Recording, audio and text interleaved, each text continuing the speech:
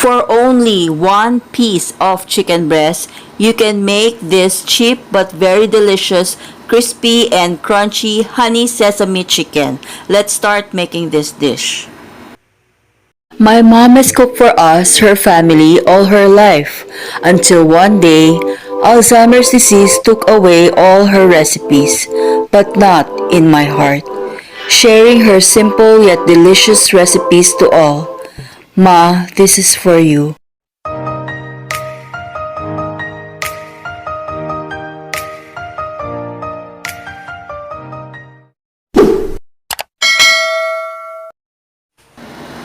We need one piece of large chicken breast, which I cut into strips. And then let's put 1 teaspoon of soy sauce. Then 1 teaspoon of sesame oil.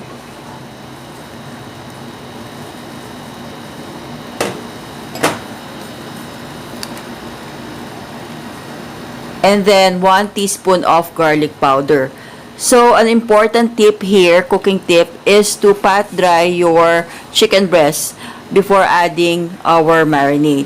And then optional, you can add 1/4 teaspoon of baking soda to tenderize the chicken. And then you need also black pepper. We also added 1 teaspoon of sugar a while ago. So we'll just mix and combine all these ingredients together and marinate this for at least 20 minutes to 30 minutes. Okay, so that all the ingredients will be mixed into the chicken. Okay, then we need 1 piece of egg, but then we will only use the egg white. So I will just show you how I separate the egg yolk from the egg white. What you need to do is to just transfer the yolk from one egg to the another. The shell, I mean. Yeah, you just transfer the egg yolk and you can see the egg white dripping off from the shell as you pass the egg yolk from one eggshell to the other. Yan. And then you separate the yolk. We will not use the yolk part. Yan. Then we will whisk the egg white until it forms into bubbles and it becomes a little bit liquid. So we set this aside. Let's now make our sauce. This is 3 tablespoons of water. To that, we will add 2 tablespoons of soy sauce. Okay, then we'll add our next ingredient, which is 1 tablespoon of sesame oil. Okay, after that, we will add 1 tablespoon of rice wine or rice wine vinegar, or just plain vinegar will do.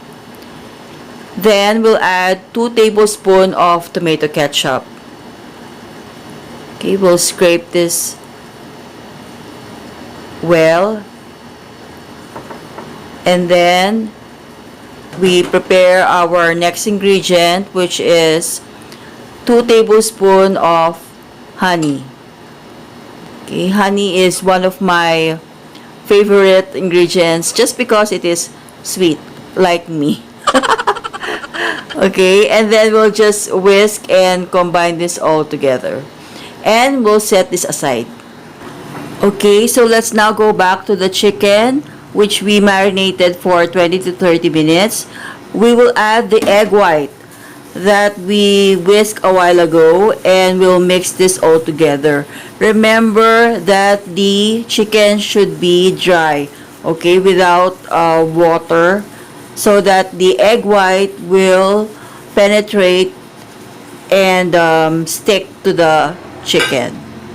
Okay, so we'll set that aside again.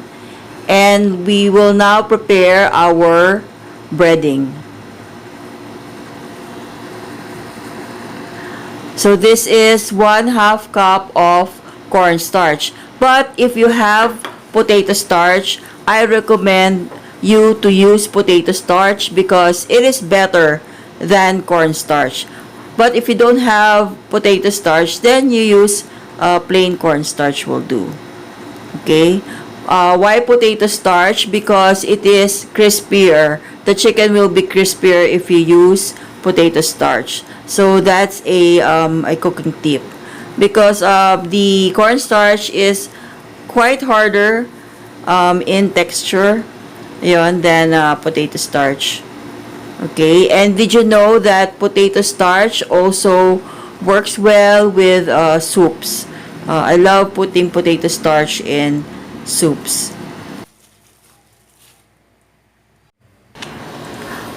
Okay, so we're now going to deep fry our chicken pieces.